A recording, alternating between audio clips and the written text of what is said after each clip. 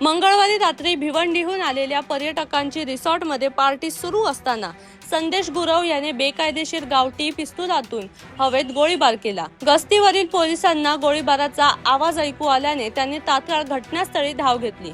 सुरुवातीला गोळीबार न झाल्याचे सांगण्यात आले, मात्र पाहणी दरम्यान रिकामे काडतूस आढळून आल्यानंतर पोलिसांनी सखोल चौकशी केली।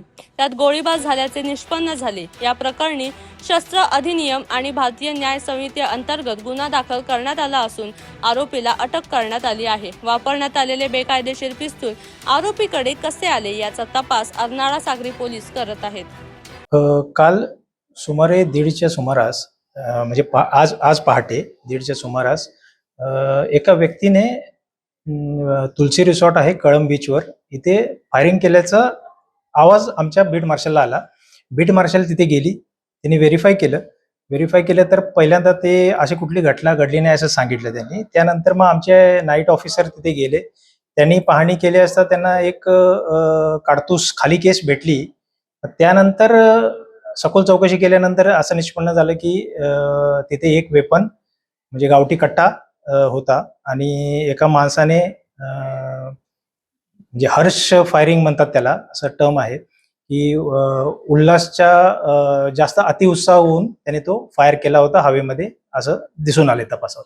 सर, ते जी फायरिंग करणारा नेमका कोण होता, तो तिथे कशासाठी आला होता आणि त्याचं बॅकग्राऊंड काय? फायरिंग करणारा जो व्यक्ती आहे तो संदेश गुरव नावाचा व्यक्ती आहे।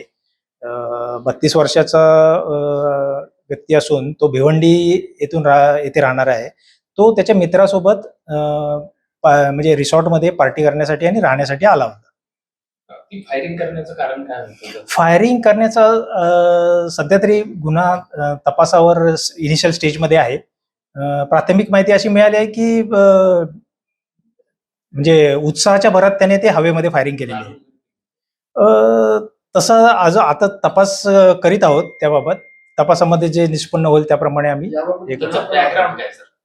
त्याचं बॅकग्राऊंड तो भिवंडीमध्ये बिल्डिंग मटेरियलचा सप्लायर आहे आणि अजून त्याच्यावर काही गुन्हे दाखल असल्याची प्राथमिक माहिती आहे, त्याबाबत आम्ही खात्री करत आहोत। कुठले गुन्हे दाखल?